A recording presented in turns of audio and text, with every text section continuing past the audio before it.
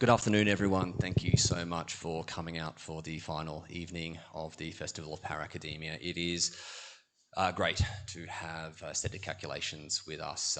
We have co-editor Sam Lieblich, going in order of direction. We've got Luara, Karlson-Carp, we've got Emile, Frankel, and Vincent Lee.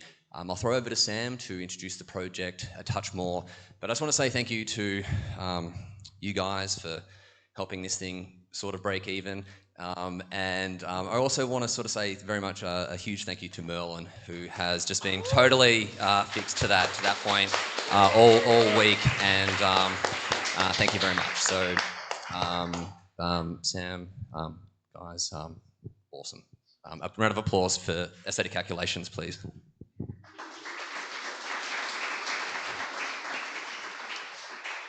Thanks, Matt. Thanks, Mel. Thanks to FOPA for asking us to attend. We're really happy to be able to talk about this book.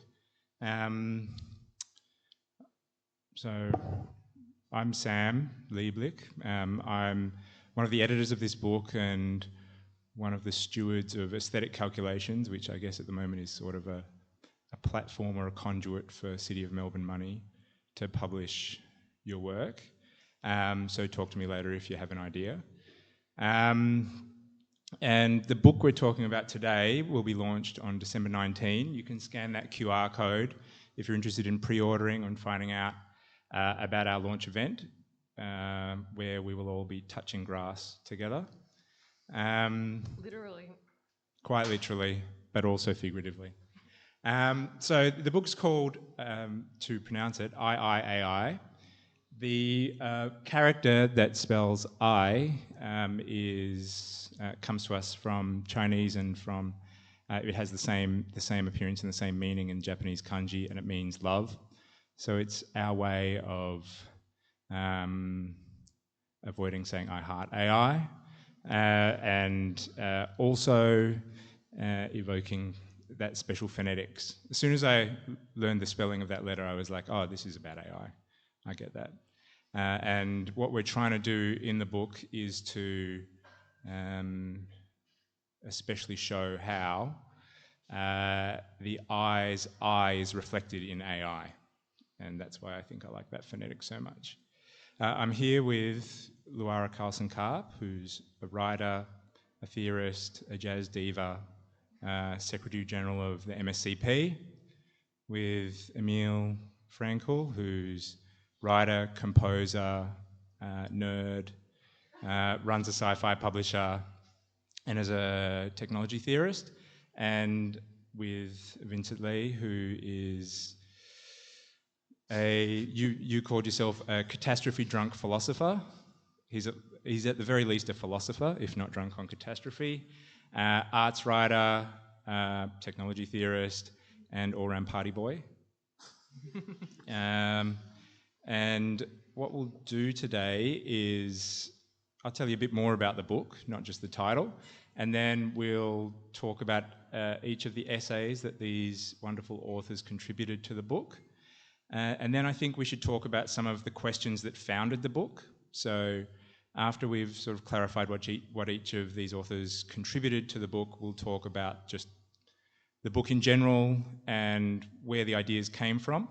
And then I'll ask them, and they'll contribute as they may, to some generic questions about AI, maybe the questions you all have, and certainly questions that I've heard repeated often and by many people, some of the things that inspired us to make this intervention. So the book is essentially... It came about in 2022 originally, and essentially if we had an interesting conversation about AI in 2022, I asked you to contribute to the book.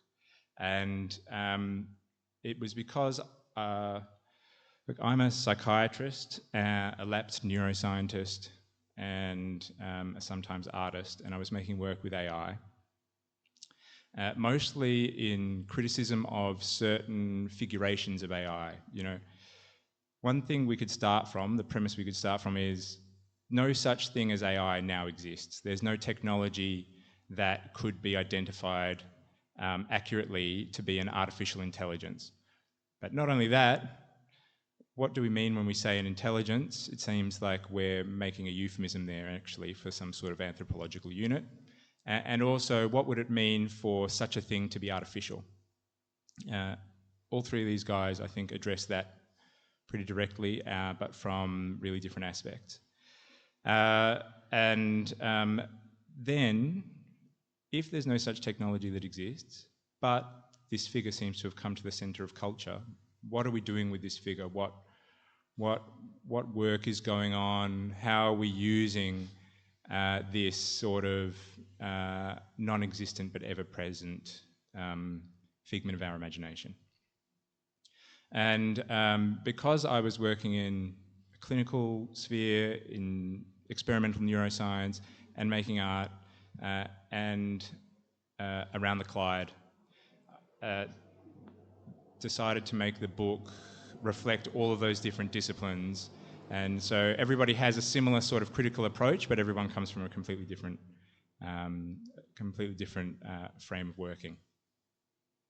All right, so I want to also mention that although I edited a large chunk of the work, we also have a lot of visual interventions, a lot of visual artists who contributed, and Anita Spooner did a really good job of wrangling, sourcing, helping massage those works into the form of the book.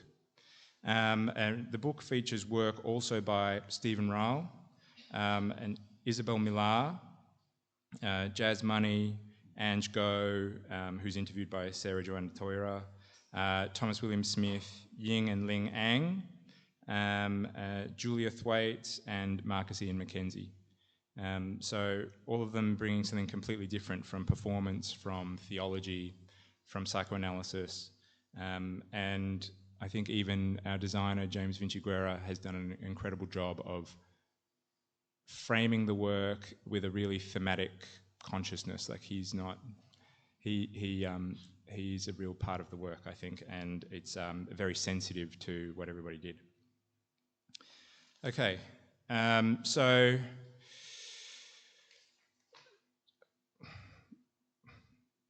trying to make discrete the thing that we all oriented ourselves around, and you guys feel free to jump in as well, but I think the way that we expose this strange figuration of AI and show that, you know, something is going on under the surface is by trying to reintroduce desire into the way that the figure of AI is used, and trying to reintroduce the subject, the human subject, into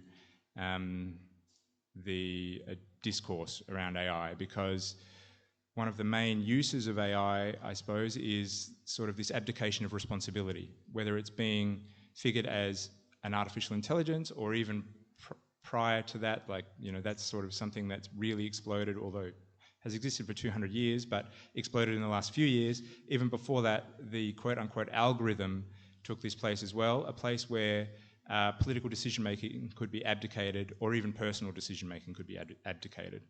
And so in that way, in the personal sense, it emerges as a fantasy in the psychoanalytic sense, and then at the level of the population or at the level of politics, it emerges as a myth. And then I think Vincent would say that there's a more fundamental level at which it emerges in the way the human organism has to address the noumenal world that it's confronted with. Right, so let me tell you about the questions that founded the book. These are published in the book in the introduction, and I think I sent these to all of the authors before we started writing. What do we talk about when we talk about AI? Why has AI been such an insistent figure in science and science fiction to the extent that it appears to have brought itself about? Why does the human being love to love or fear the fantasized perfection of its artificial image? If artificial intelligence is a metaphor or a myth or a fantasy, why is the culture receptive to it at this time? Why do the journalists persist in calling something artificial intelligence when it is just a very big spreadsheet? What is meant by intelligence? What original is supposed to be the genuine that is reproduced as artificial? Don't know if you're able to keep those in mind, but we'll ask these guys those questions again after they've told us about their essays, and after they've answered, then you guys can jump in as well. And there are some further questions as well that came quite directly from one of the sort of central figures of AI research. His name is Jaron Lanier.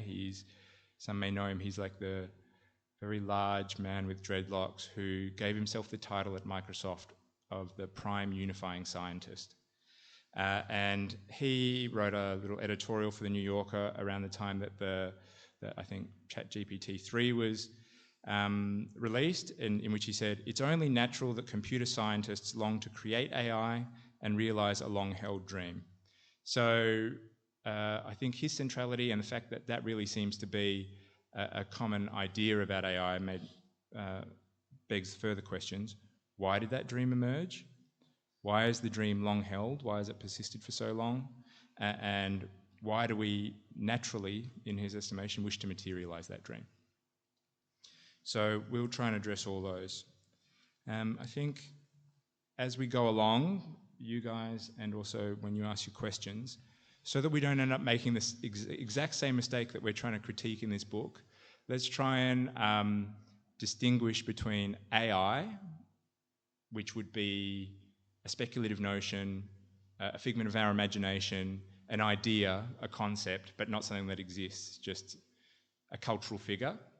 And then on the other hand, all of the specific technologies that have in the past or are now being identified as AI, like the large language model, like machine learning or the algorithm or whatever. Some of the specific things that exist that, the New York Times calls AI, but which we won't make the mistake of calling AI, if that makes sense.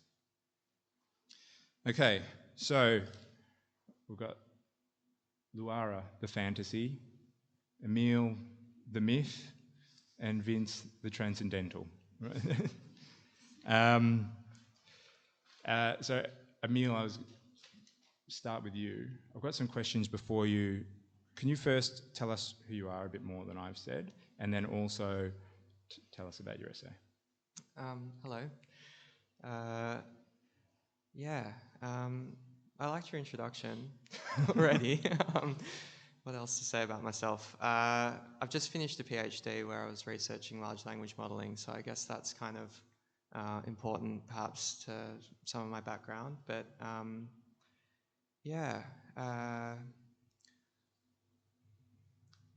shall I just go straight into my, Or tell us how much crypto you own.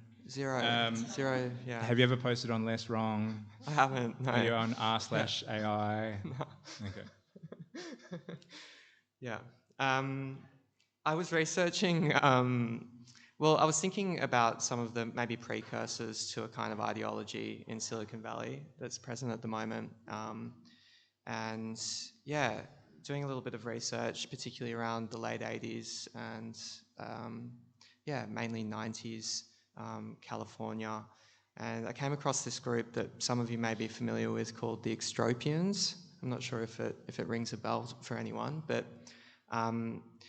they were a group of like tech CEOs, entrepreneurs, kind of startup people, computer scientists. Interestingly, also bodybuilders. There was an Olympian as well amongst this group. And they believed in what they termed extropy, which we might think of as the opposite of entropy. I guess a kind of belief that perhaps through the doctrine of, let's say, kind of like a hyper-capitalism, a hyper-libertarianism, we might kind of reverse the slow heat death of the universe by spending more money, basically. More money being spent, more expenditure, living lavishly. They have actually a motto, which I'd like to read out, if that's all right.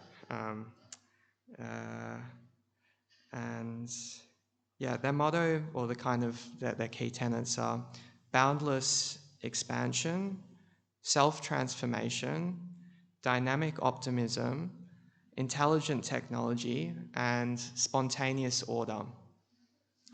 So the other interesting thing about this group is that everyone changed their names. So the founders, and this was part of the whole philosophy of the group. This guy called Max O'Connor changed his name to Max Moore.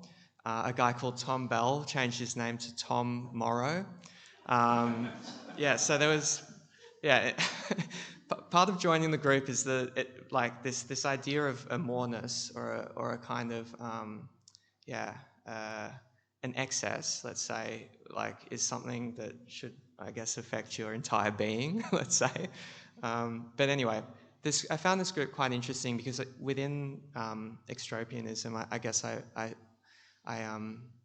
notice maybe a culture that seems repeated today in, let's say, a kind of generic ideology that you might find behind some forms of AI, some of the major forms, let's say, to be more specific, like OpenAI, for example, that I guess is invested in what I thought was a little bit oxymoronic, this idea of an endless expenditure and the corollary of that, like an endless surplus, like to achieve a kind of surplus endlessly. Even in that, one of their key mottos, boundless expansion, I sense that kind of, you kind of need boundaries to know what you're expanding beyond, if you get my drift. And so I wanted to write about, I guess, some of these fantasies and perhaps myths that circulate AI, particularly, say, generative AI, like, image generators, for example, that I guess can be, center themselves on a desire to produce endless content with no end. And in my essay, I read a few different threads through that. I thought about this desire or this fantasy of having something, be it an other or, a bot, count for you. So to count without counting. I also thought about to spend without spending, what it means to do that, what it means to waste without wasting. In the sense of, we're probably familiar with this kind of techno-utopian dream that,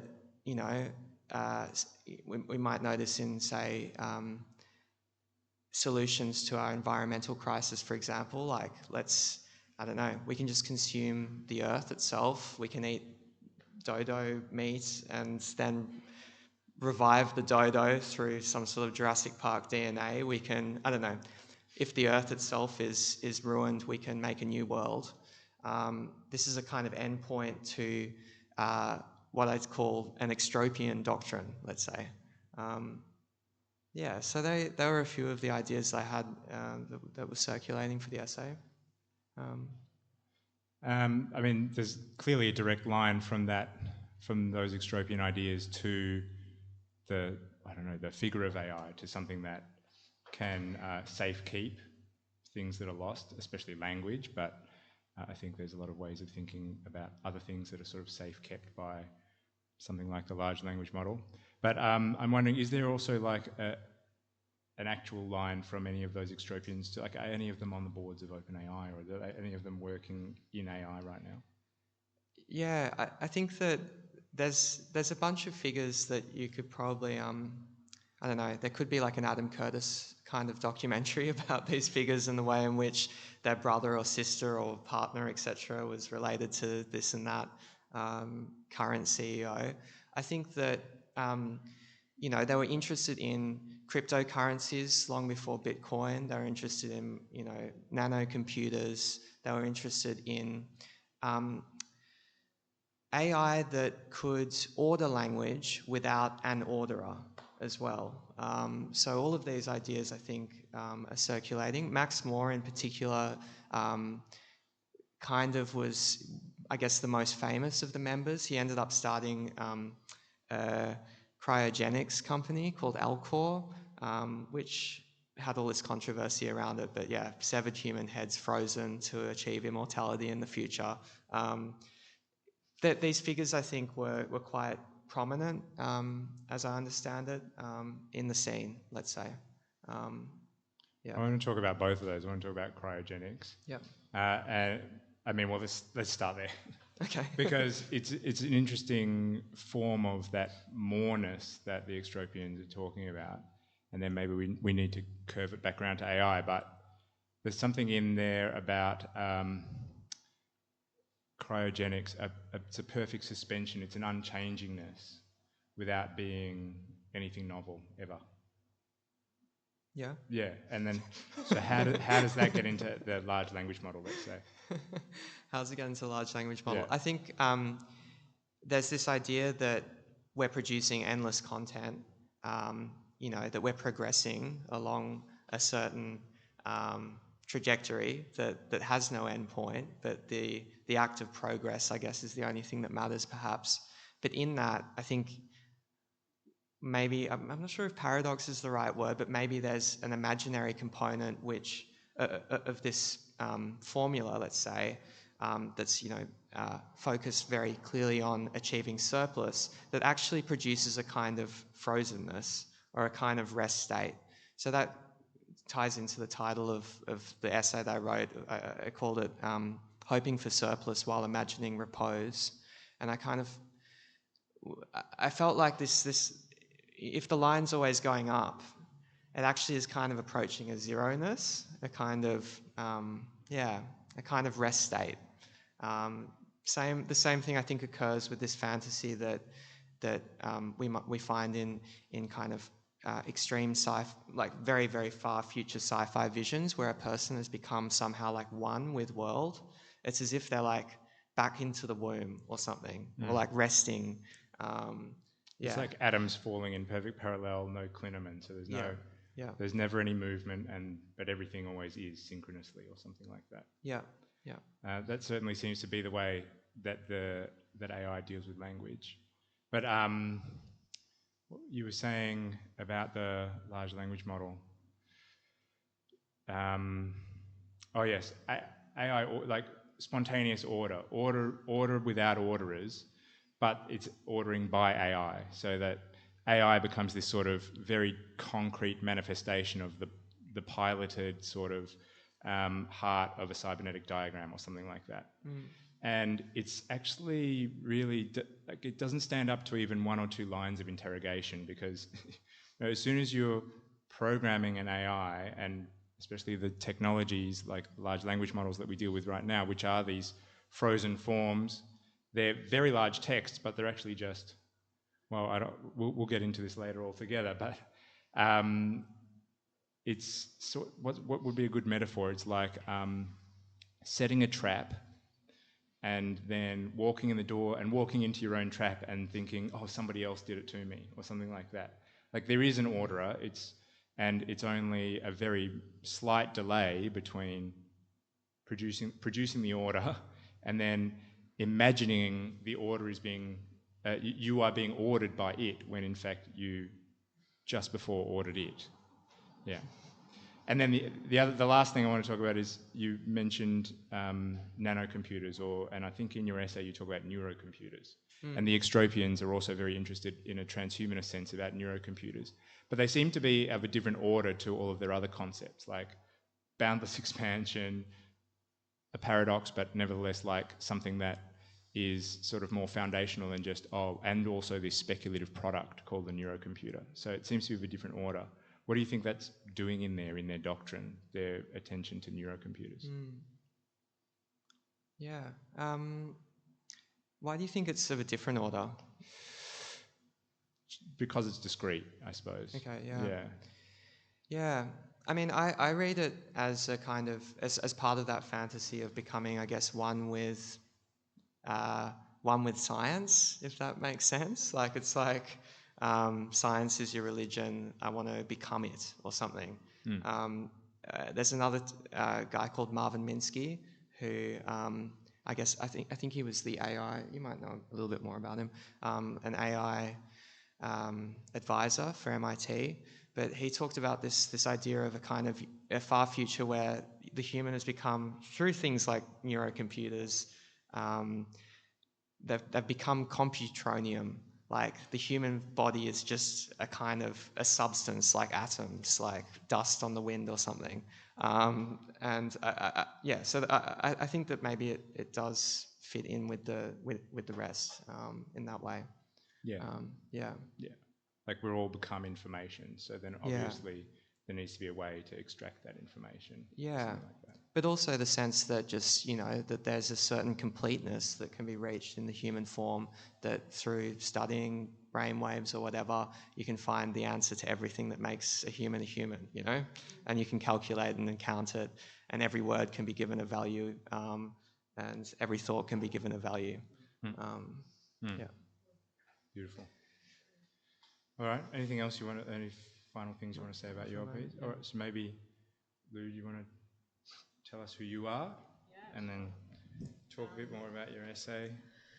Yeah, shit. I never really know how to say who I am, but I do quite a few different kinds of writing. I'm writing a thesis, for example.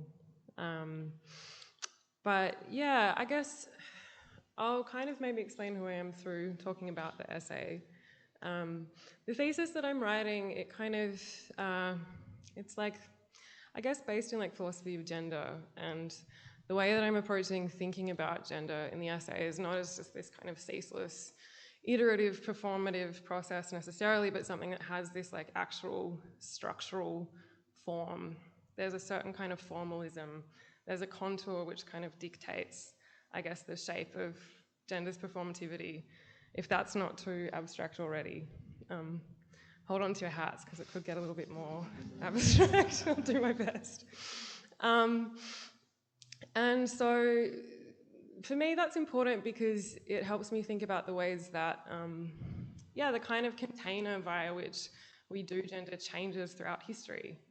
And that allows us to have, for me, like a slightly more materialist read on like what gender is and like what is actually contributing to why gender is performed in this way at this particular historical moment.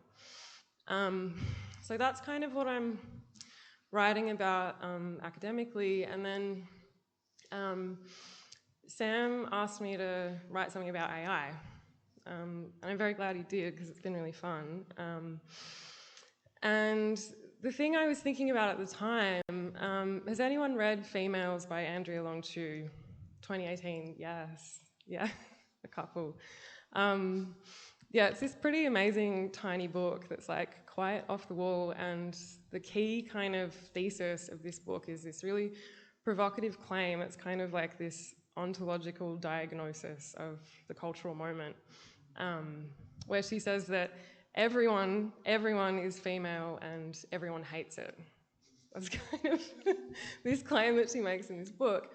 And what it means for her to be, what female means for her is that we all want someone else to do our desiring for us.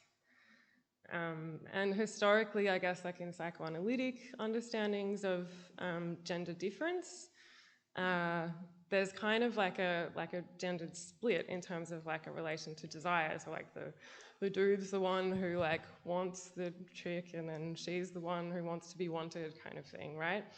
But Andrea Long-Chu's saying that like at this particular moment, everyone wants someone to do their desiring for them.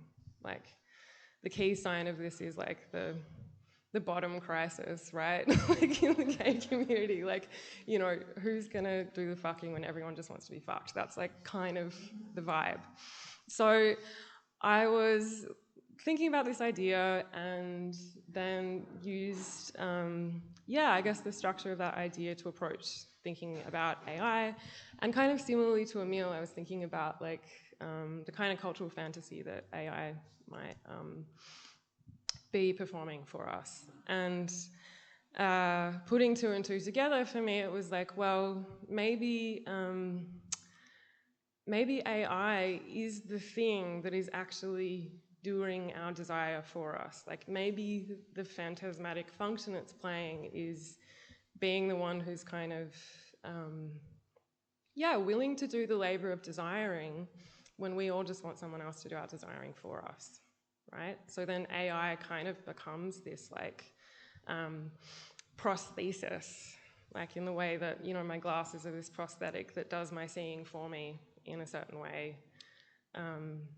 AI, I think at least at the phantasmatic level, we want it to be able to want for us, to do that labor of desiring for us. And the classic example of this is just like the feed, right? Like you don't need to know what you want because the algorithm will tell you what you want. And that's why it's so enjoyable. And I go through like a few examples of this in the essay. One was like, I'm sure I'm not the only one who had this on Instagram, so already via an algorithm. I kept getting advertised this like AI enhanced like schedule organizer thing. Yeah, totally, right? And it's like, but the funny thing about it to me was like, it's like the person in the ad is kind of like this like inner North girly, right? Like, you know, she's like in like her undies and some like, you know, graphic tee, and she's like, oh God, like I never know whether I should like brush my teeth first or make breakfast first or do my washing, like I don't know. And and it's like, you know, it's supposedly targeted at people with like adult ADHD or like high functioning autism, but like obviously it's being like targeted at like me, right? Like, you know, it's not some clinical intervention. It's like being targeted at like the girlies like me who like can't get it together. And and when I started thinking about, like in the essay I talk about like, okay, when I can't get it together, it's because like I'm like chemically handicapped, I've got a hangover or whatever, or I'm feeling really shit, right? And like I don't love my life and I can't really bear my own desire, right? You know, like when you like, I don't even know what to do when I get up. Like I don't know what the first thing is to do because I don't even want to want anything because I hate wanting stuff because it's just led to disaster after disaster in my life and you know what I mean? I hope you do. I'm not. No, you're the only one, yeah. So to me, that was like a really good example of like that AI scheduling function doing your desire for you when you can't bear to do that kind of labor for yourself. And there are a few others that I kind of go through in the essay as well. Yeah, and then at the kind of like the culmination of the essay though too is that like the implication of this, and I kind of imply this, I don't know if I actually say it, but that it ultimately kind of like erodes at the foundation of our possibility for like love and to like actually be willing to put in the kind of scary and like very highly risky, like seriously ontologically risky labor that it takes to like love other people and like be opened up for being loved. So yeah, that's kind of, I think that's, does that do it? AI is daddy. But I mean, there's something there with that motion anecdote and what Emile was talking about the extropians with order without orderers. It's like, but you did the ordering, sister. You know, like you. I'm pretty sure with that motion app, you have to tell it everything you want to do that day, and then it presents you with an supposedly optimal order in which you achieve those tasks. Right? So there's no desire playing out other than the desire of the person who's bought the app, inputted all of their scheduling into the app. But it satisfies enough the alibi that somebody else is telling you to do it such that you might actually do it. Yeah, exactly. And is that what you mean by what you said, not bearing your own desire? It's not that you can't bear to do the things that are the topic or the theme or the object of the desire, so much as it is simply taking responsibility for the desiring, because that's the only thing that's actually obviated by this motion app. You're doing all of these things that you had on your to-do list, but because you can pretend that this digital agent told you to do them, you're no longer bearing the desire. Is that what you mean, or is there something more substantial? Yeah, but, and I think it also kind of relates to that idea of like the death of the master, right?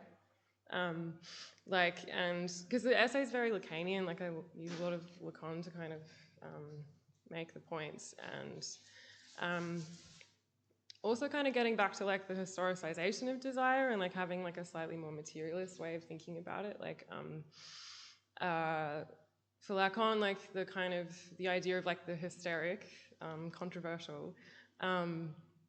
For him, that's like a subject position that emerges at a particular moment in history where like a more traditionally organized social relation, which is like structured around, I guess like hierarchy, like traditional social hierarchy, where you get your identity kind of bestowed upon you by your position in a very kind of formalized social hierarchy. And so you know who you are by virtue of where you sit in that hierarchy, right?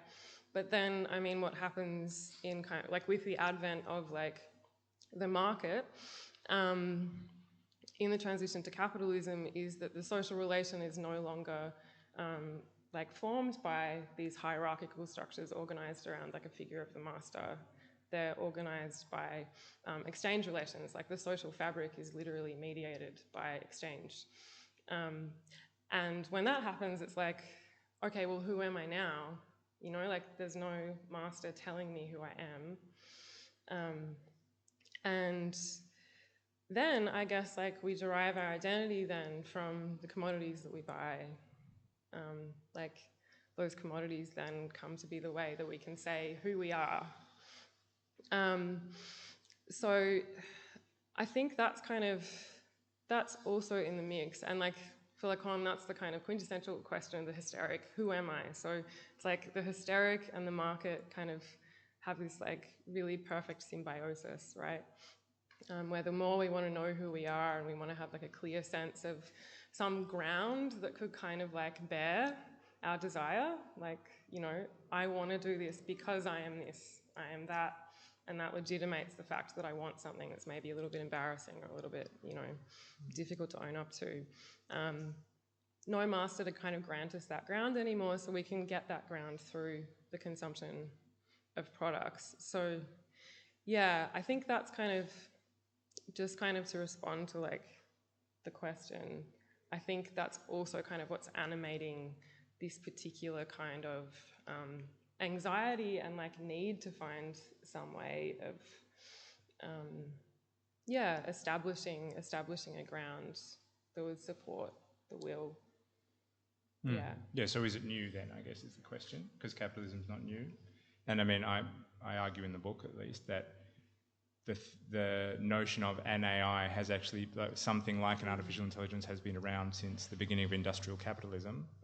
The idea of mechanical beings or even mechanical computers taking over the earth and being the better steward. But it hasn't had the sort of centrality and culture that it does now. So I guess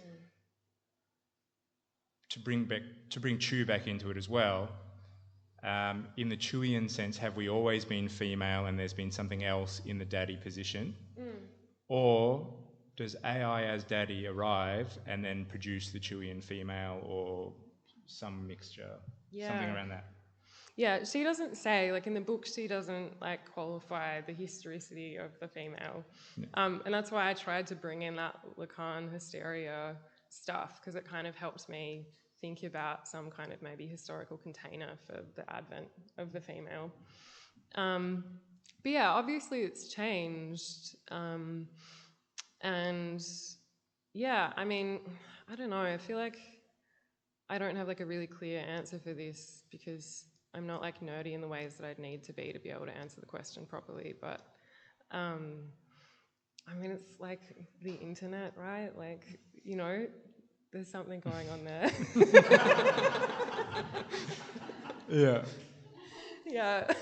Just in terms of like what's made this like motion possible, right? Like obviously there's this hyper mediation of like the social bond now, which is like facilitated by things like social media, which of course run on algorithms.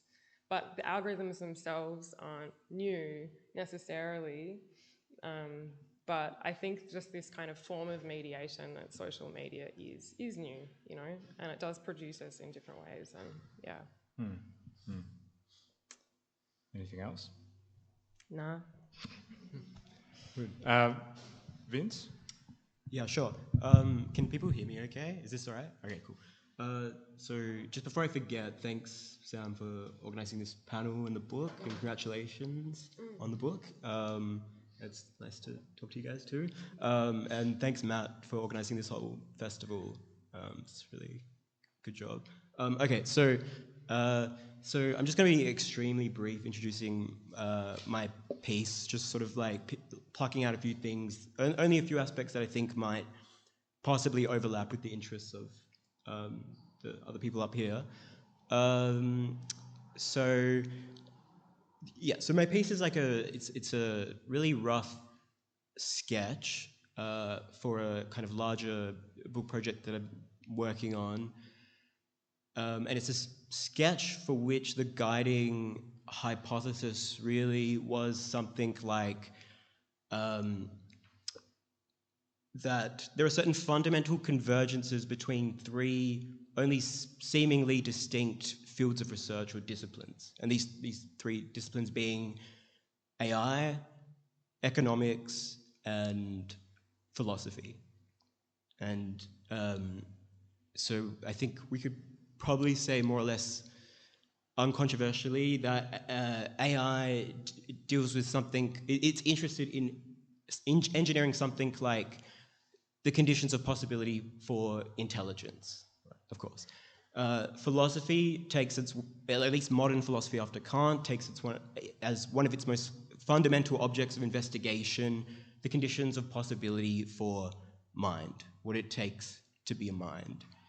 And modern economics, I mean, there only has been modern economics, but modern economics takes as its fundamental object of investigation capital, or the market.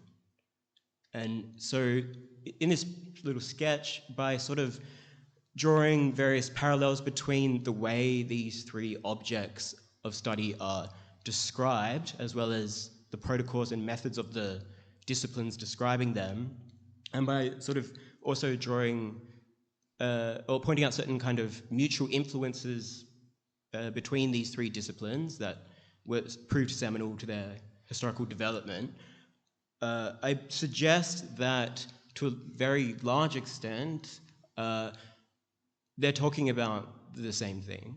It's the same, or the same process. And so in terms of this panel, I think it's probably, I realize all that was very abstract and evasive as well. But I guess in terms of this panel, the kind of, just to narrow things down a bit, it's probably less relevant, I mean, happy to discuss anything, but it's probably less relevant, the kind of convergences here between, let's say, philosophy and economics, or philosophy and AI. So I just want to focus on one kind of convergence between economics and AI, which is really the main argument, really, of the larger book project, but also the concluding, what the piece in Sam's book concludes with, which is basically that capitalism is an already existing advanced artificial intelligence. And I mean, I can go into more detail about that if you like, but otherwise we can leave it. Yeah, start with some more detail, I think. Oh, yeah. Okay, yeah. So I mean, just to back up slightly, so it seems perhaps less absurd and more, if not convincing. So, and this might help, I think, maybe potentially for the rest of the discussion as well. I just want to be specific in terms of, so I'm very well aware that like a more kind of a standard definition of what AI is, a sort of twofold definition, is that AI is something like, well, on the one hand, it refers to the research programs focused on making machines, computers, programs, whatever, intelligent, of course. And then on the other hand, AI also refers to those intelligent machines themselves. So that's pretty, I mean, there's, I think, decent consensus on that. But in terms of what making something intelligent means, I think there's more, things get a bit more kind of like murky. And of course, there's many different and even conflicting kind of candidate proposals and definitions for what intelligence means, both within those, doing technical research, AI research and development, but let alone outside it, say in the humanities or something. But nonetheless, I think that like a very common definition of intelligence within AI technical research and development is something like AI or intelligence denotes the capacity to take in inputs from the outside external world through various senses of some kind, in some sense think about those inputs through various information processing operations, and then output a series of responses and actions that are most likely to help the agent in question achieve its goals. And I think it's worth pointing out, I mean, I'm getting back to the twist I've put on this, but I think it's just really briefly worth just sort of pointing out that within kind of technical research and development, also there's usually a common division of AI in that broad sense into kind of 4 sort of types. Just running through them really quickly. I mean, I think most people will be familiar with at least some of these. So, what's normally referred to as weak or narrow AI refers to basically all really existing AIs or machines that can exhibit intelligence in the sense I suggested in some limited narrow domains, such as playing chess or providing navigational directions or answering rudimentary questions and so on. And then what's normally distinguished as strong AI, artificial general intelligence, or AGI, refers to, it's a more speculative hypothesis, and it refers to an AI that would be able to, would exhibit intelligence in a wide range of complex domains in real-world open environments with little to no human help and assistance.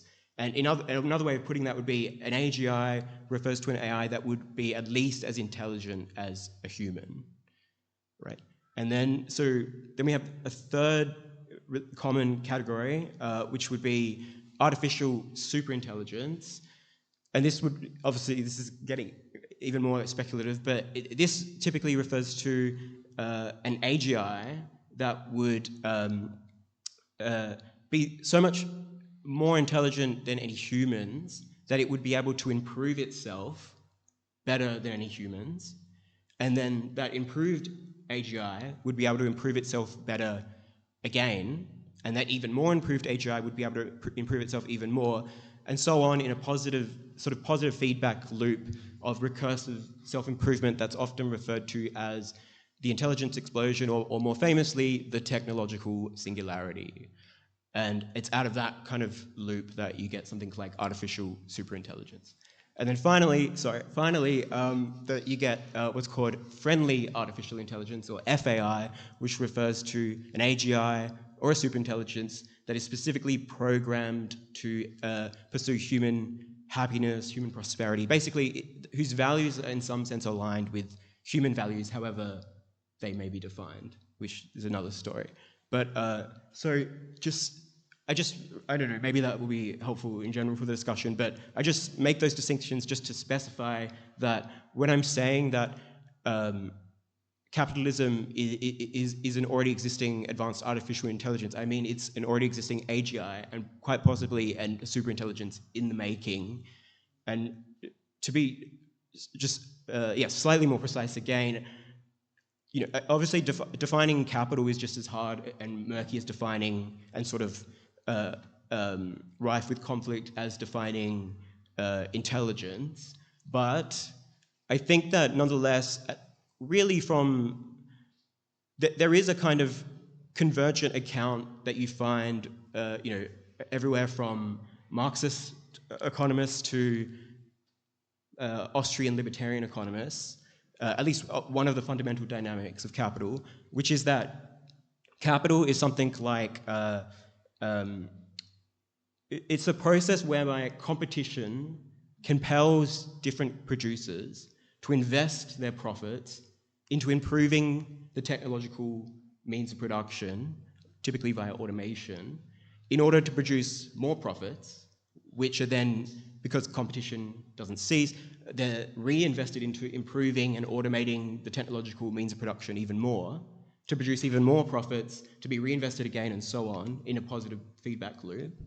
And so, yeah, just recall that kind of idea of the singularity that I just mentioned, where it's something like where ever more autonomous machines recursively self-improve, then what I'm saying is that given that both capitalism and the singularity describe something, or are the process whereby ever more autonomous machines recursively self-improve, then I think it stands to reason the singularity and capital are one and the same process or thing.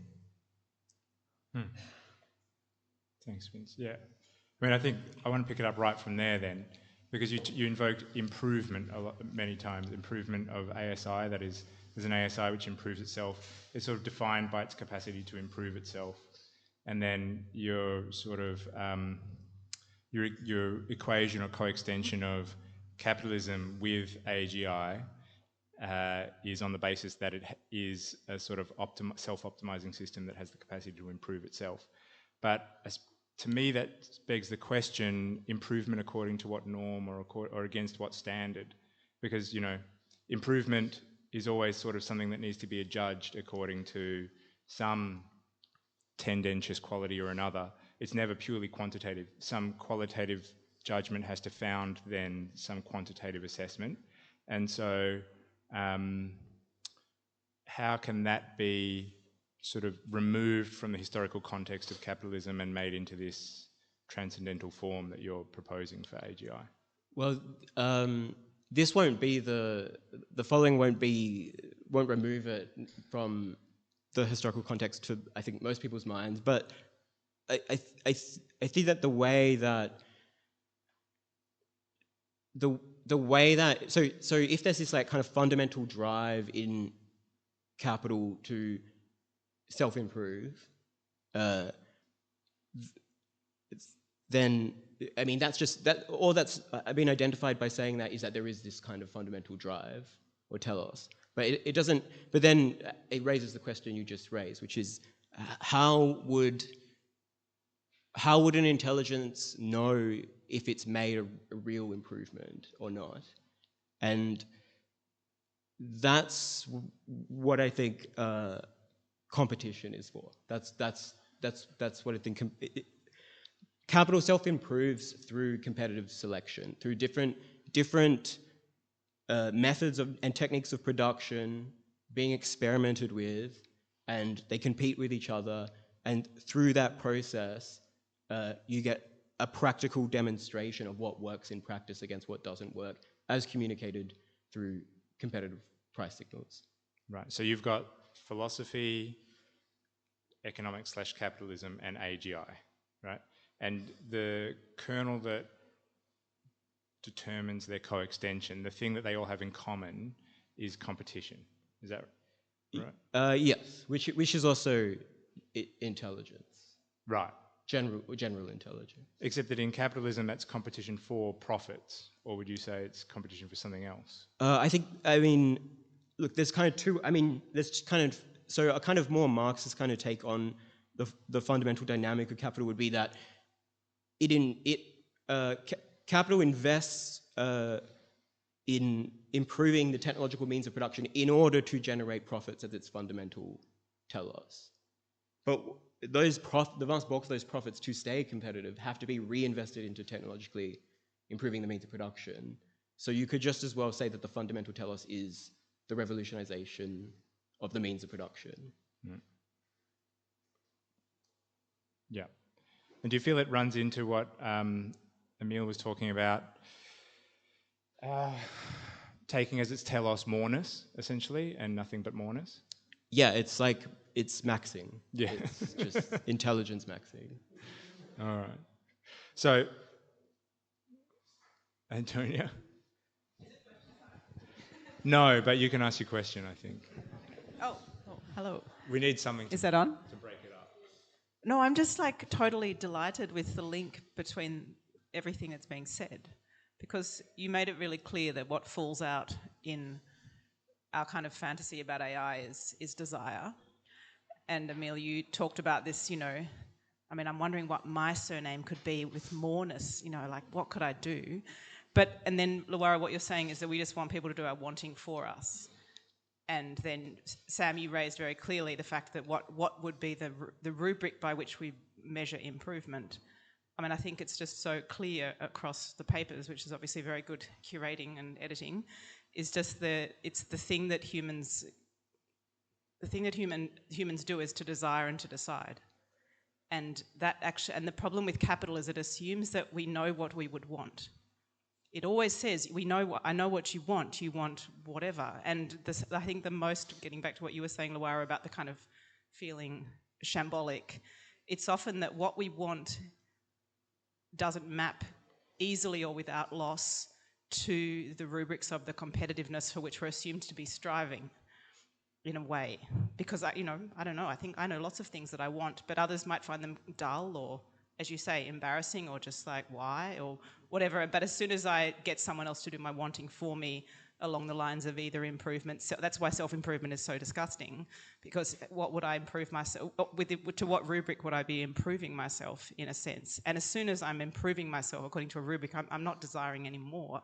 Like, desire doesn't work there, and I'll also think I can indemnify myself against loss.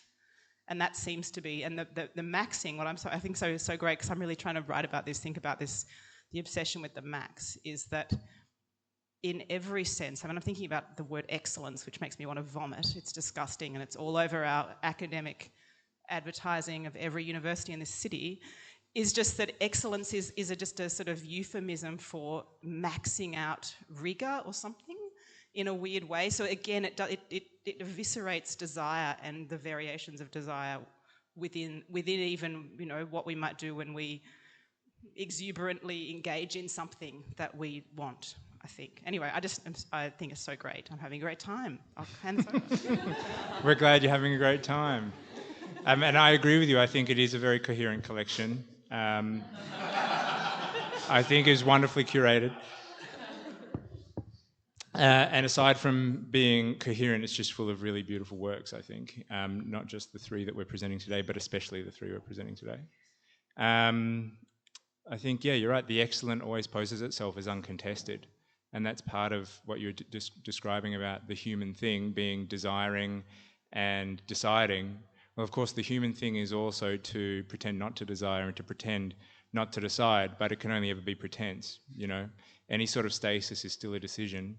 Any sort of flight from desire is still a desire of a kind. So they are these unavoidable constituents of vitality, and flight from them only leads to what? A discounting of vitality, something like that. And AI swoops right in to offer a 2-for-1 voucher on that.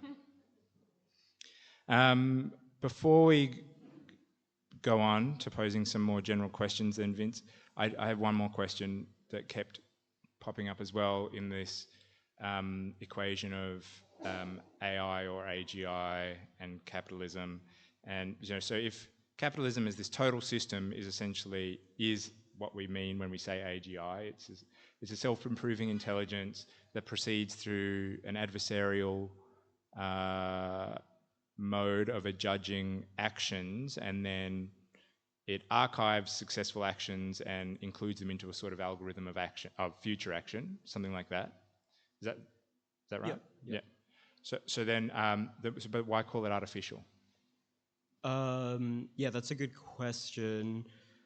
Okay, there's a sense where I think artificial could still make sense as a qualifier for it, which I actually think is wrong. But I mean, just to run the kind of devil's advocate argument, it would be something like,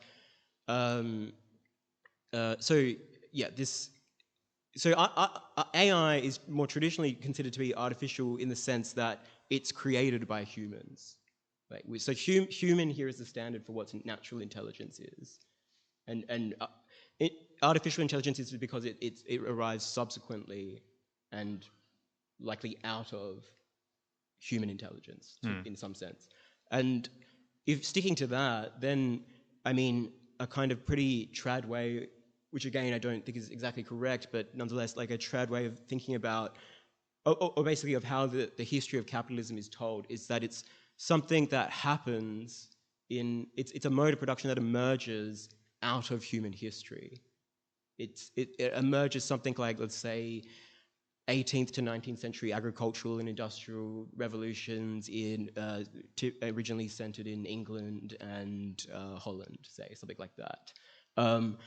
So in that sense, it's still kind of broadly, I think the qualifier artificial in some makes sense.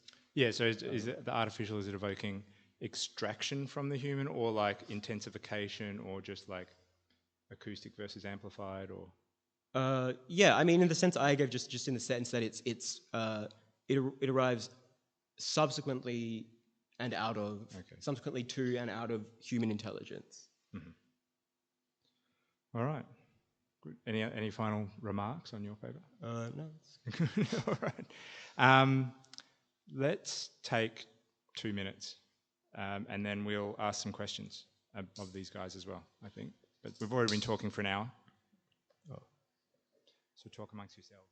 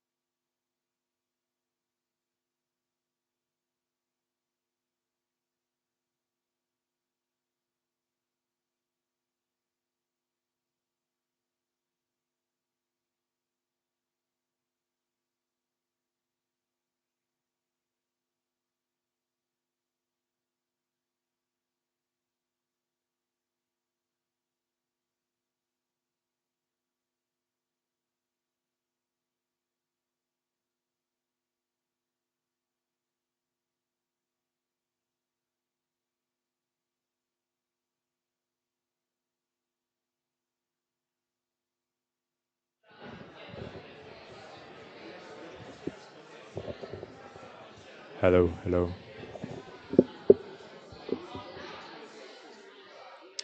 All right, let's start again.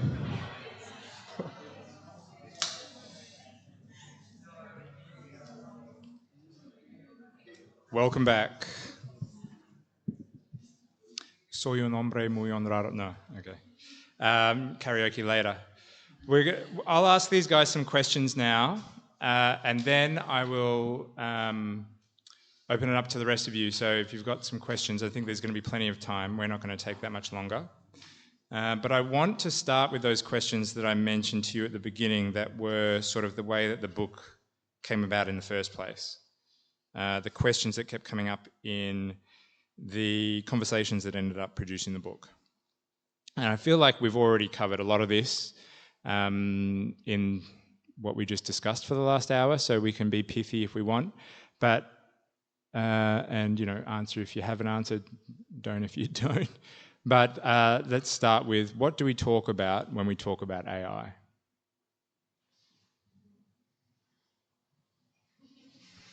Luara Karlson-Carp. Me? Oh, shit. Well, I've kind of already given you my little hot take,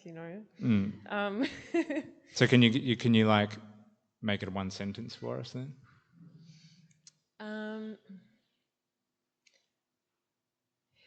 Yeah, I mean, I think we want in materialized form the thing that we are the most loath to do, which is be the thing that we are. Lovely. Yeah. Emile, Frankel. Yeah, I mean, we've already kind of called AI a dream or a fantasy or a myth or something. I'd probably add to that when we talk about AI, we're talking about a very specific set of commercial products that, I don't know, are made and sold. Irrespective of the title AI. And they have possibly very detrimental effects on the people that use them. Made and sold mostly at a loss, it probably should be mentioned. Which poses an interesting question as to what the purpose of selling them is if it costs money to sell them. But I think that might be beyond us today. Vince? I mean, I think that's what Emile said is right. Like, I mean, what we typically talk about today in terms of what AI is basically, I guess, like large language models.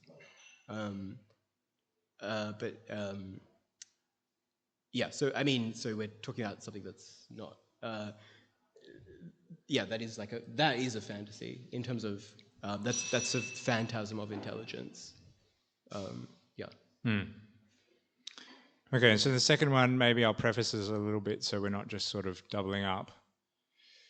I would say that something like AI has been around as an idea for at least 250 years, perhaps longer, and there's ideas about automata from ancient Greece, but I think there's a radical distinction between those and ideas that arose around the same time as the steam engine started to be used, which is when people start writing about soon machines will take over the earth.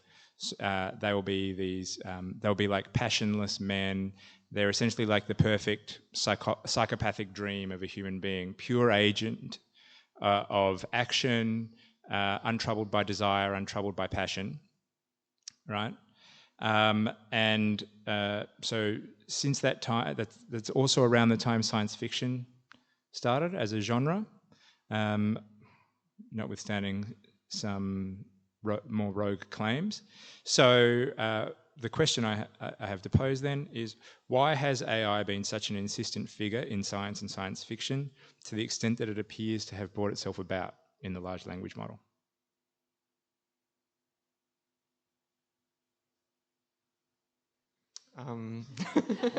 Oh, sorry. Yeah. It's a really interesting question. I think, like, on the one hand, maybe to this image of the bot, the robot, etc., we also have to add the the structure of, the historical condition of being a slave.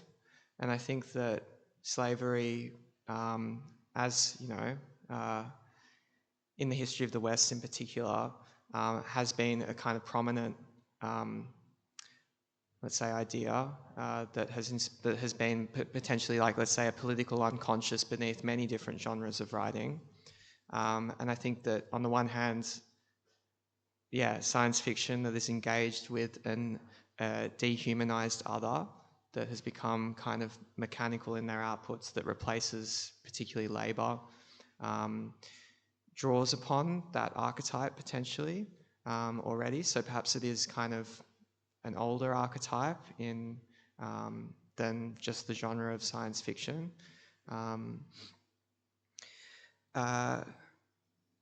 So I think on the one hand that seems to be important to this discussion of, like, why is there like a preoccupation with something that'll do whatever it is, the desiring of us for us, the labor for us, etc. On the other hand, being a lover of sci-fi myself, I feel like writing about bots and robots and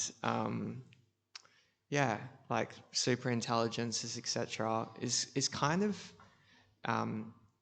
one of the easier plot conventions / kind of, I don't know, structures that might structure a novel or define a character.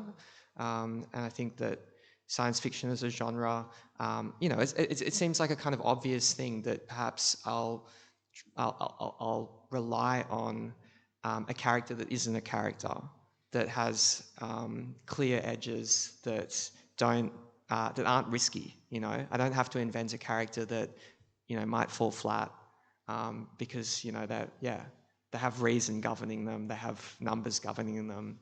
So I think that also explains perhaps why that figure is quite prominent. Governed by reason, but they can take on any features just about. Take on any features, I think they're an easier convention in a story to fall back on. So then how does it end up off the page and in reality? Like, what? Because let's say, maybe people are trying to make, spaceships like those in Star Wars or something like that, but it's been an especially attractive figure from science fiction, and that's demanded a lot of attention in universities, in corporations, more so than other speculative inventions. Yeah, I mean, I'm a big fan of this. I have been a big fan of this idea that, like, you can imagine a future and you bring that future into existence, that art and, whatever speculative writing has a big role to play in the shaping of the culture of the future, or the specific technologies of the future. And there's a million examples of the way in which a particular science fiction novel has inspired a horrible new invention that proceeds to be destructive from that point on. But on the other hand, I feel like maybe just writing contains historical material. That writing taps into the material of history that is evident in daily life anyway, and that science fiction just gives us some names and some specific aesthetics to attach to that, but maybe its imaginative role is perhaps I don't know, not quite as extreme as some might have it. Vince, you were jumping to the mic as well, I think. I can't remember now, but I guess I agree with, like, definitely especially the first part of what you were saying, Emile, in terms of this like, you find AI across, in some sense, it outside of science fiction too, in fiction, but like, for me, I think, like, the kind of, like, greatest kind of science fiction writer is, like, Emile Zola, in the sense of AI that I've been talking about, where you've, like, especially basically any of his novels, but especially the 19th century French writer, but in particular he has this novel called Germinal, which is about a strike in a 19th century French mine, and I think it, like, just the way it's so prescient of how it describes a kind of like this kind of like this fear of a superintelligence, an artificial superintelligence in the form of the mind, this industrial mind as a literal kind of a kind of like monstrosity with agency that literally like gobbles up the human workers into the darkness of its orifices, in a way that is just it's so structurally kind of isomorphic with how with like current fears in Silicon Valley and elsewhere about AI spiraling out of our control. So AI is like this. It's like this spirit that animates the inanimate. It's like you're the catastrophe drunk philosopher. So the sites of catastrophe need to be theorized as having caused their catastrophes through some sort of agency. I mean, that's common in infancy, especially, and I suppose maybe common at the level of the population as well. Right. Yeah. I mean, specifically that catastrophe of the Industrial Revolution. Yeah. I mean, because you see that in, I think, like the way that kind of literary theorists like Lukács and Jameson talk about science fiction as this kind of successor to historical realism in a way. So I mean, I think there's like a direct it's just kind of like the discursive terminology changes, but it's kind of the same genre. 42. Good. Any additions? No. Okay. I feel like we've answered some of these far too well already, so I'm not going to pose them all. The other one was, why does the human being love to love or fear the fantasized perfection of its artificial image? I think what you were saying, Emile, about this, was sort of like the obscene underbelly of the Karlson-Carpian idea. You know, that on the one hand, one can be relieved of desire. On the other hand, being relieved of one's desire is making oneself a slave. And so that does make sense of the sort of the twinned, like, utopian and apocalyptic ideas about AI. It's going to kill us all, or it's going to save us all. Can perhaps come from basic roots like that. What do you reckon? Yeah, totally. I mean, I think, and I'm still on question one, to be honest. I've kind of been... Go on then. And yeah, kind of tying in like all of the above, like, because like what we call AI is like, you know, a computer program that processes binary code and produces new binary code, right? Like that's it. And yeah, like large language models work on these like neural nets that kind of work off this kind of regular distribution, and fundamentally like AI can only, what we call AI, can only model itself off simple like systems, which we aren't, which the market is not, which any organism is not. So it's incredibly limited, and there's no potential way to kind of like actually breach that limit at the moment. Like there isn't, which is why I think like Vince's kind of like provocation is really interesting, because it kind of like shifts the like vantage point from which we kind of think about like what AI might look like, to like this much like the scale is like incredibly different, and I think it's really interesting. But I mean, this also comes back to Antonia's point, but like the question of like ends is really important when we're talking about intelligence and intellect. And what is AI? It's a form of intelligence. And if we think about intelligence in like this really, like I'm kind of unintentionally poorly paraphrasing you, Vince, but like, you know, like a capacity to make a selection relative to like a certain given goal or endpoint, right? Like a regulative kind of condition. And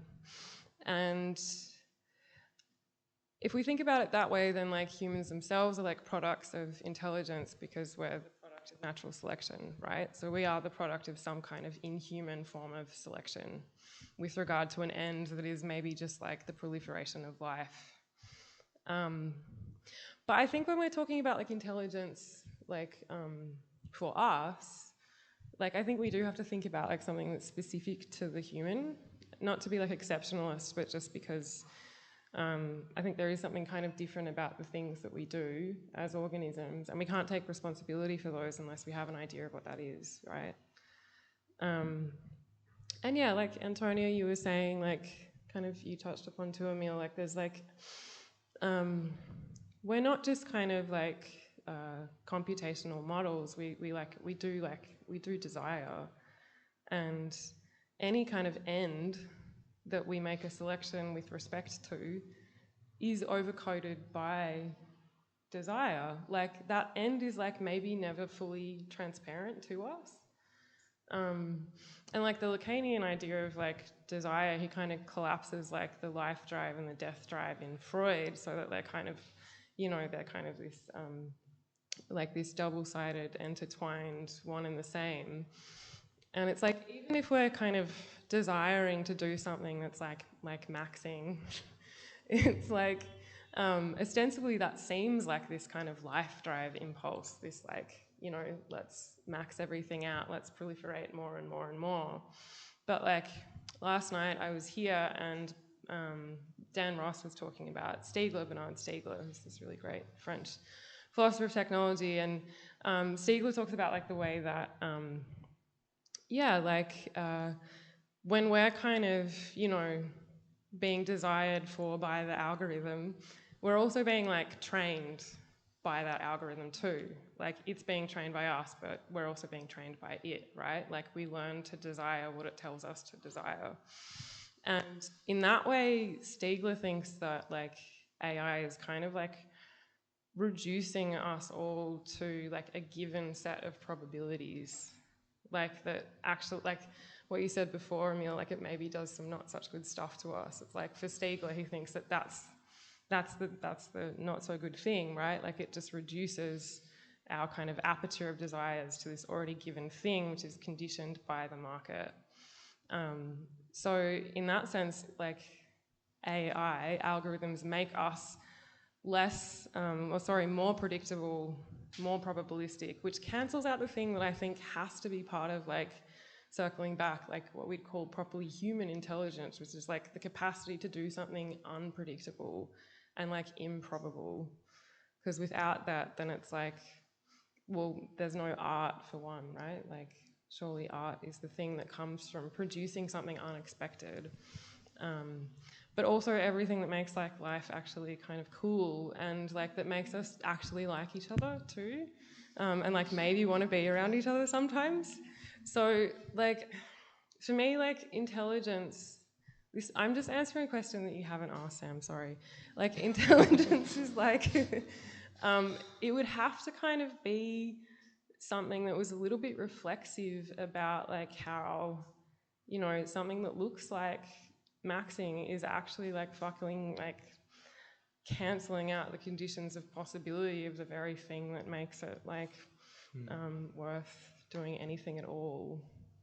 Not to mention like actually the conditions of sentient life in terms of like the biosphere, etc. Yeah.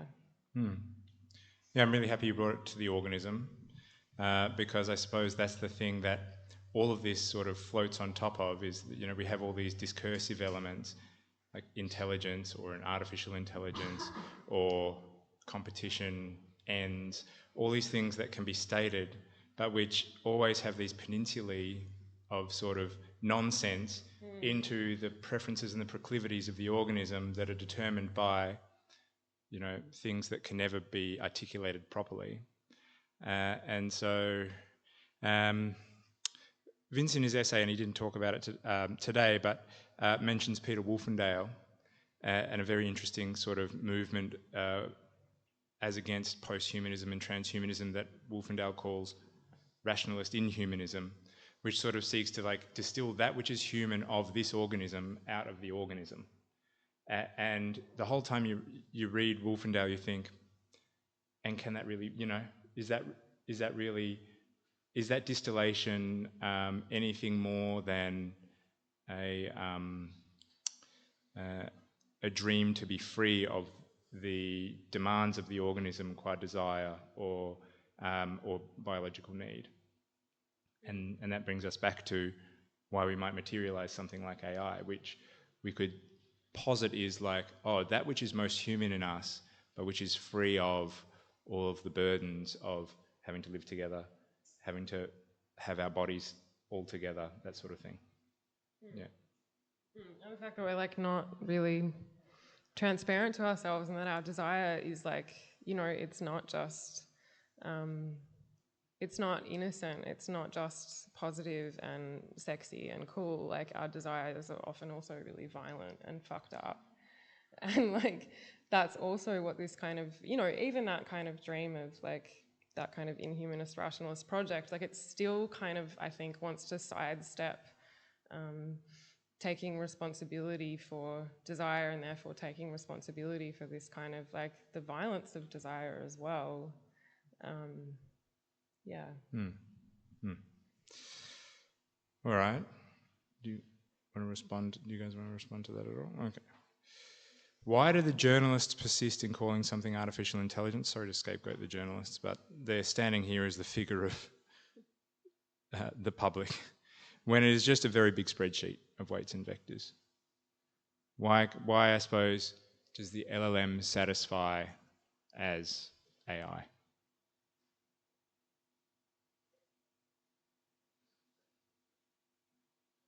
I mean, it's a bit of a mystery because, like, it just doesn't satisfy. Yeah. So, but the I think it's like basic. But there was another time when it did satisfy what intelligence is, and by that I mean that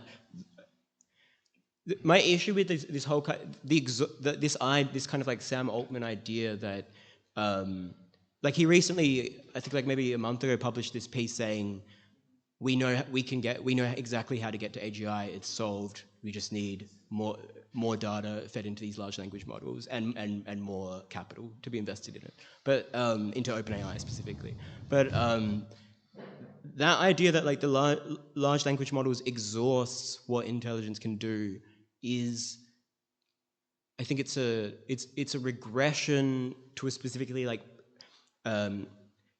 pre-modern, pre-Kantian, pre-critical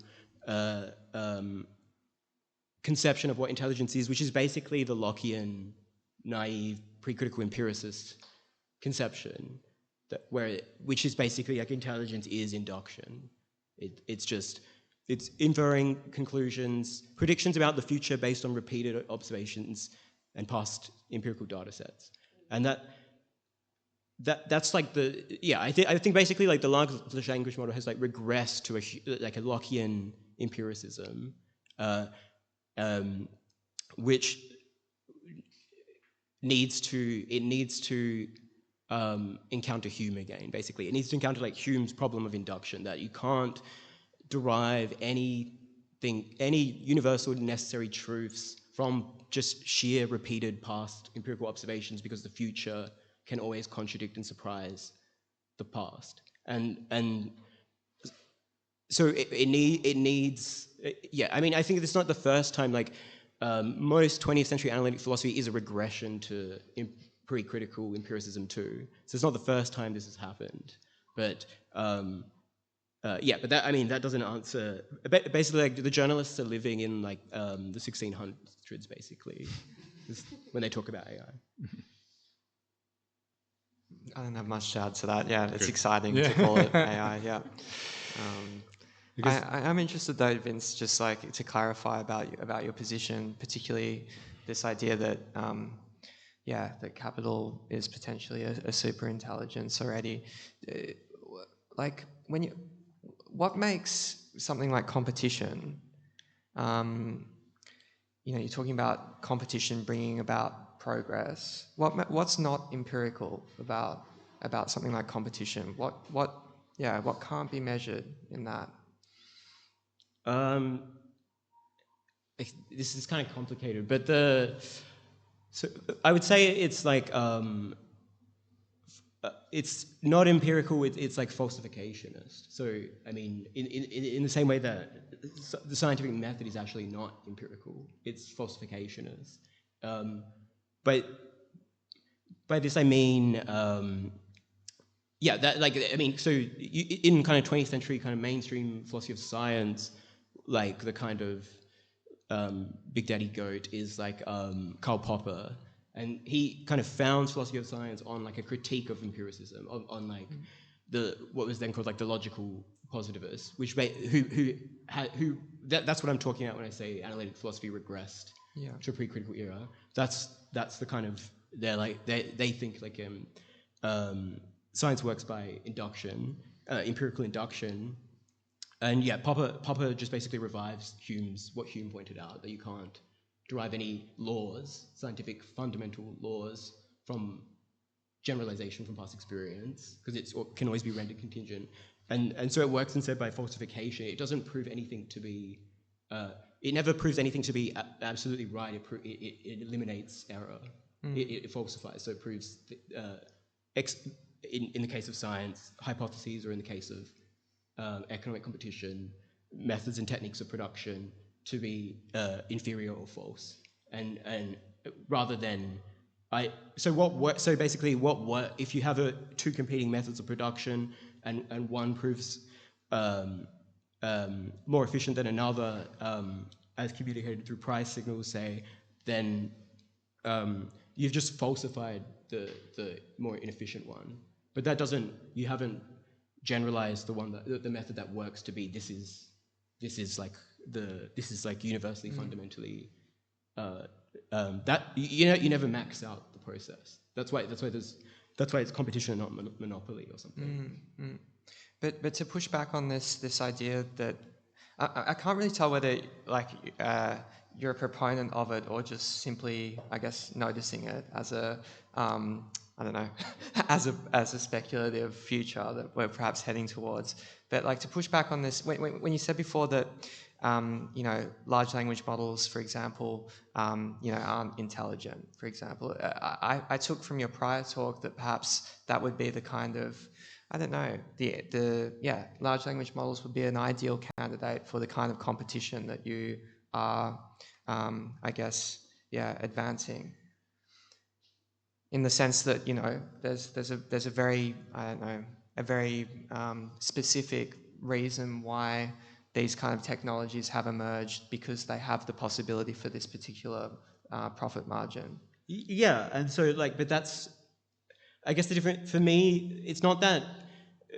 Sorry, I should have been specified that capital is general intelligence, and so large language models are not general intelligence. But they are they are kind of let's say narrow or weakly intelligent. But I guess it's more like in this model, competitive selection that's the intelligent agent, and then large language models would be a one kind of experimental method or technique of production that's explored and that competes. But it doesn't exhaust.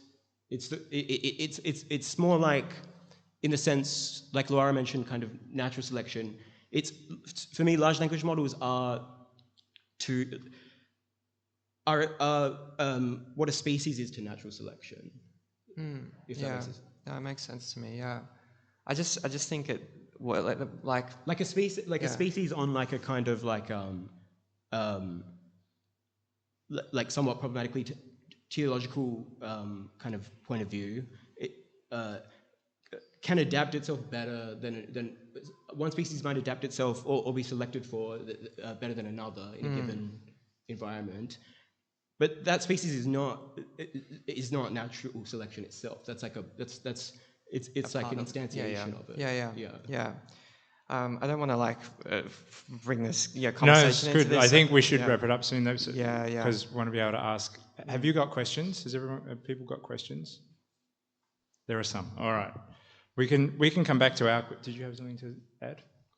We can come back to what the further questions we had, which were like, for instance, what's your favourite AI movie?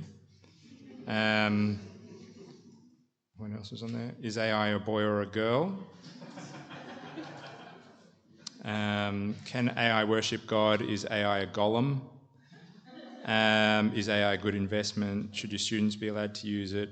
Is AI a text? What kind of text? Can AI love? Can you love AI? Etc. etc. But let's first go to your questions, and then we'll come back to that in case we run out, shall we? We've only got 15 minutes left, I think. So Sam, you select. And, someone over there had a hand up. Jewel.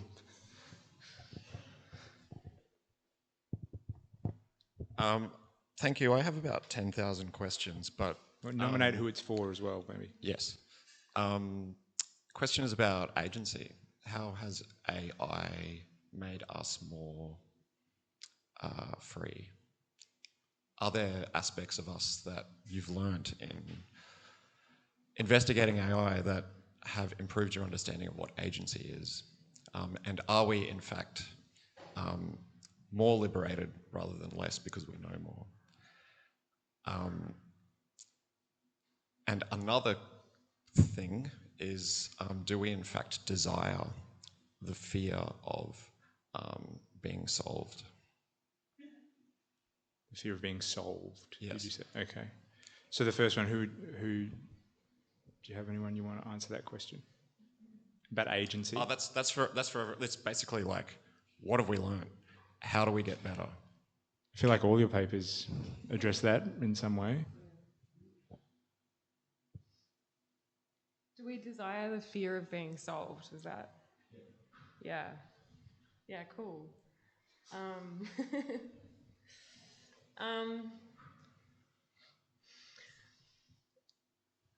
I mean, I almost feel like I think that's a really good way to put it, because I think the answer is just basically yes, right? Because as you've put it, like, we're not desiring being solved, we're desiring a certain kind of fear of being solved. I think there's like some kind of like cathexis in this obsession with the fact that maybe we can be mimetically reproduced, right? And I think in some ways that links to fear. It links to, of course, like the fucking fear of death. Like, that's quite obvious, I think. But again, like, I'd point to like the double-sidedness of the ways that we usually defend against the fear of death.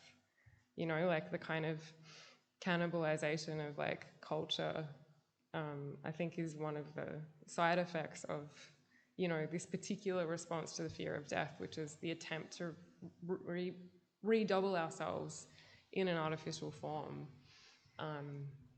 Particularly AI, because I think even trying to reproduce ourselves in terms of like cyborgs, like, involves this kind of element of like a certain kind of creativity which is associated with the cultural history. But for some reason it feels like, and this kind of comes back to your first question, I'm pretty pessimistic, and I'm glad you've like asked that, because it forces me to think about the other side of everything that I've been saying. But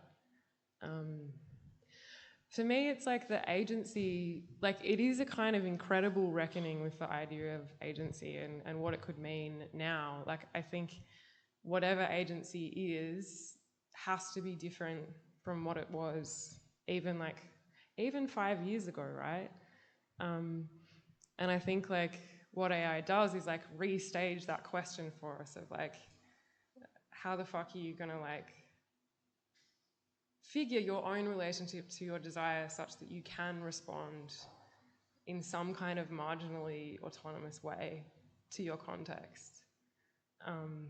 So yeah, that's probably the least pessimistic way I could respond to that question. Sure, thanks. Yeah.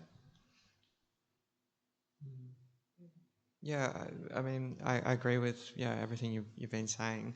I think there are anxieties around completion and anxieties around being incomplete. And to follow this kind of psychoanalytic thread, there's they don't always map out in obvious ways. Like, I think for let's say broadly, like a desire in AI to, I don't know, calculate every single word, every single sentence, and give it a value. That seems to be a kind of completion, but I think it's actually seeking and desiring a kind of certainty found in not having an end. if that makes sense. Yeah. For there just to be an endless generation of new words as a kind of a crutch to that symptom. As an end. As an end, yeah. And or just everything is waste as to not waste, yeah. Or something precisely like the singularity of a black hole, I suppose. Yeah, yeah. You know, something enters the event horizon of the black hole, and then for the rest of time, it's approaching the singularity. Even though it's completely obliviated in every real sense of the word. If you can produce infinite language, then you've already sort of reached the end of time, in a sense. The end has no end. Yeah, Yeah. precisely. Vince, did you want to? No, I'm good.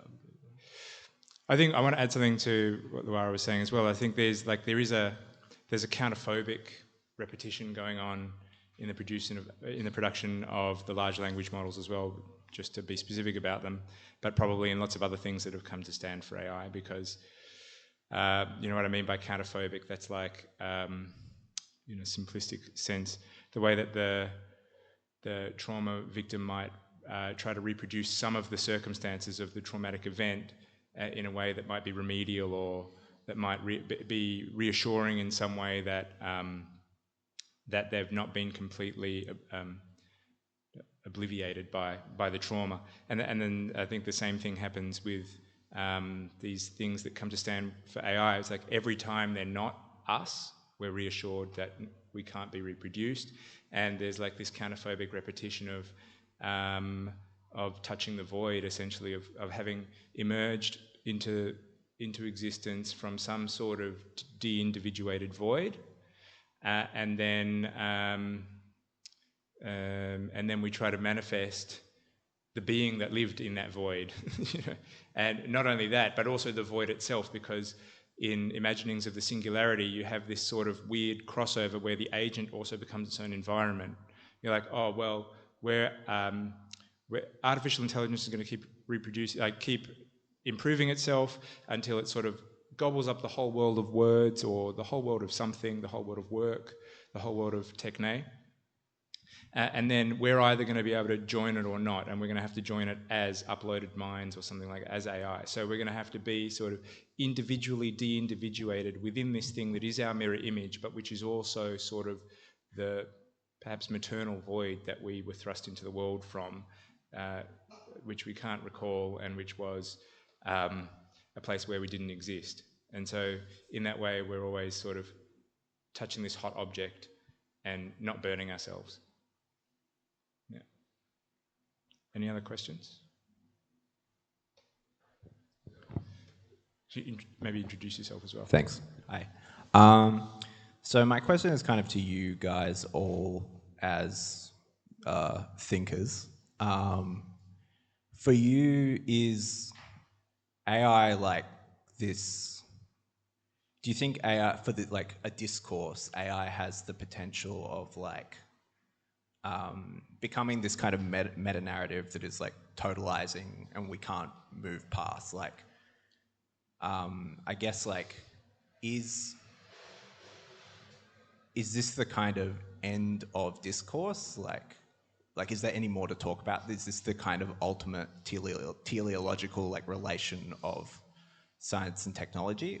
Or, like Vince suggested, kind of, if I'm understanding right, were we just always talking about AI in the first place?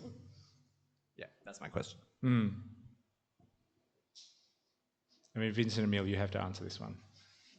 Well, I mean, in terms of the way it's described as using, say, the word intelligence or something like that, I think that's totally, that is empirical, and that is subject to, or historical, and that's subject to change. Just, I mean, yeah, just in the way, because I mean, it wasn't like how you were saying, this intelligence was already being described by, just, I would say, Marx, just not as under the name of intelligence. So in that sense, there's everything will pass. But I mean, in terms of what the intelligence is, which is or which is just its current name, it's just like it's the motor of it's the engine of history itself. It's basically time. So in that sense, it's not something that emerges.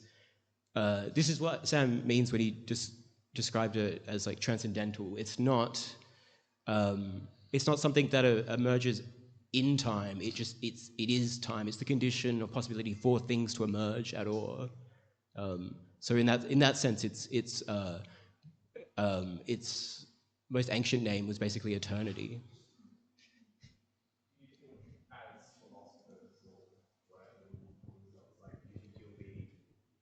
If AI doesn't happen, or like tomorrow everyone de-invests, will you still be talking about it? I hope not. But I get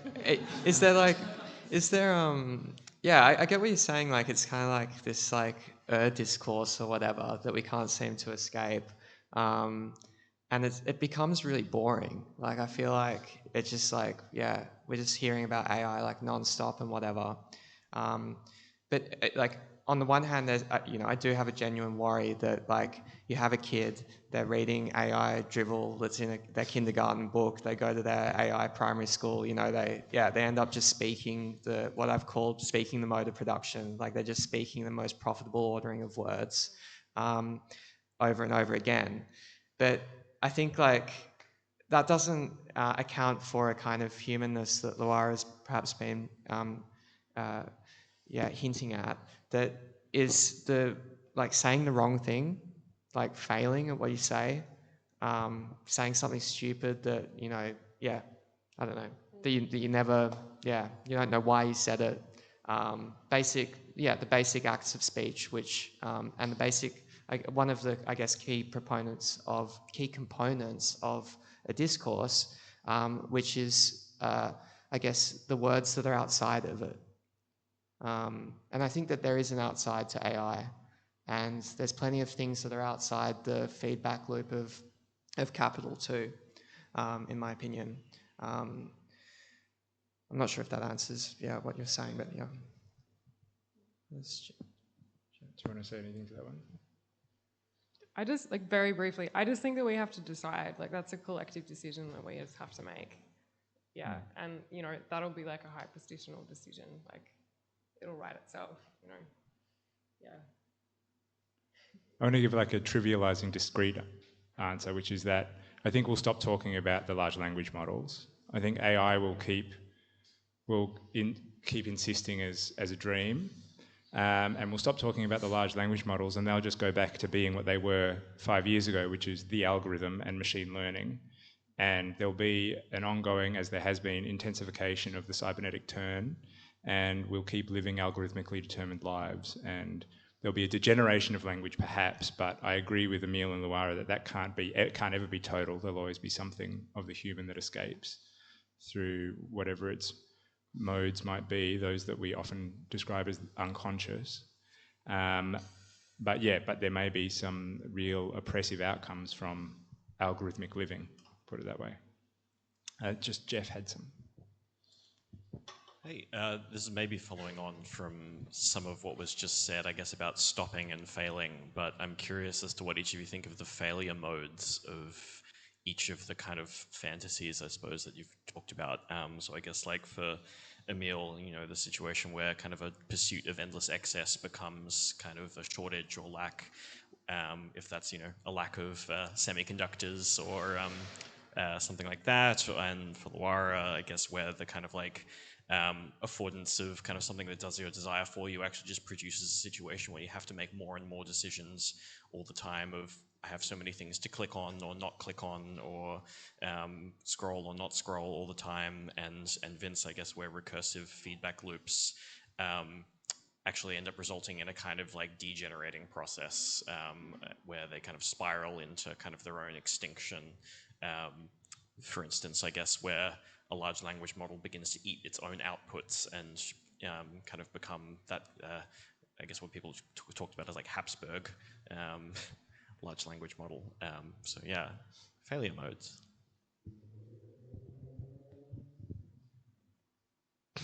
No. Go down the line. Oh, damn. I guess, I mean, I guess there's a lot could be said, but just maybe just sticking with how you saw it, Jeff, like, I mean, kind of, failure is kind of like built into competitive selection. So like, the only way you know something succeeds is if something fails in comparison to it.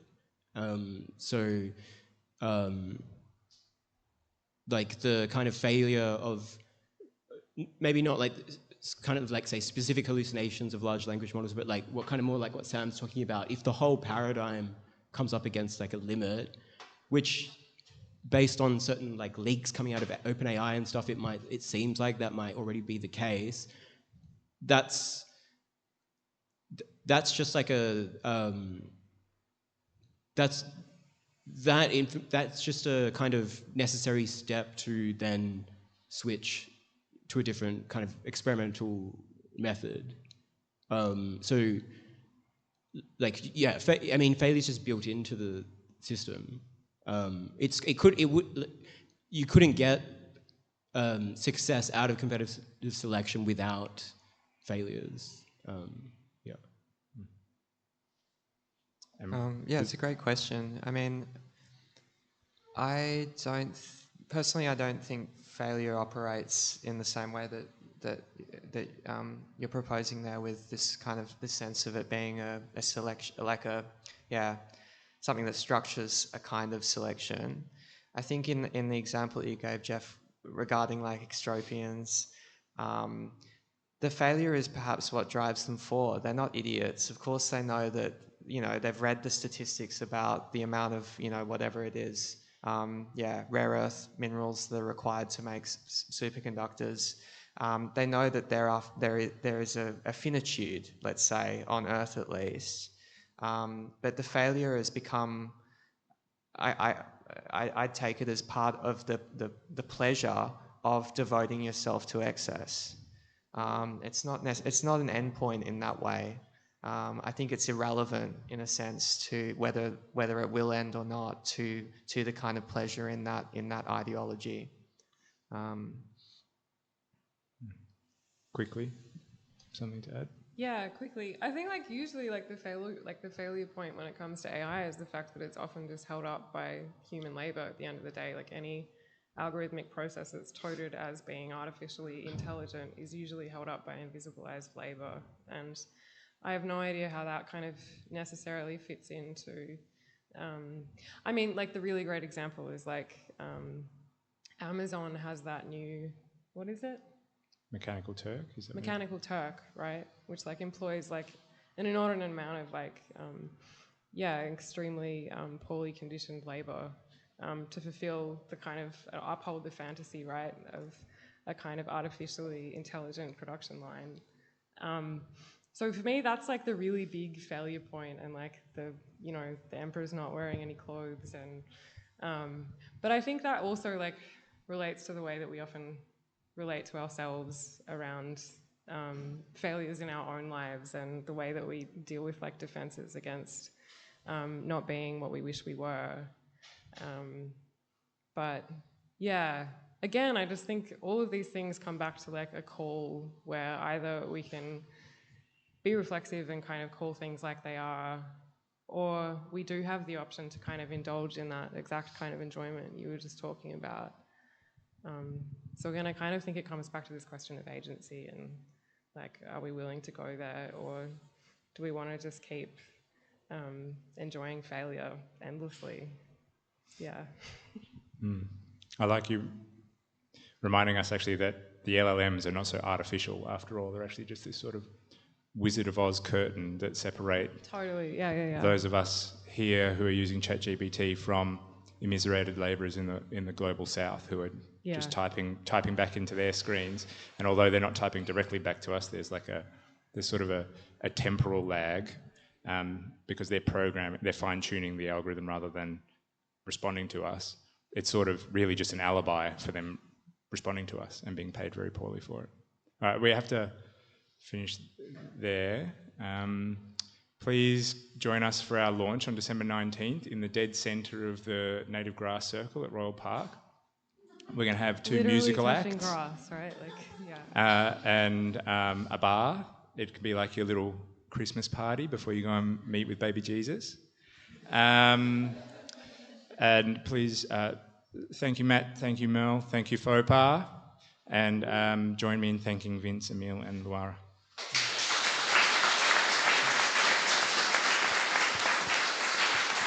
And thank you, Sam Lieblich. Thanks, Sam.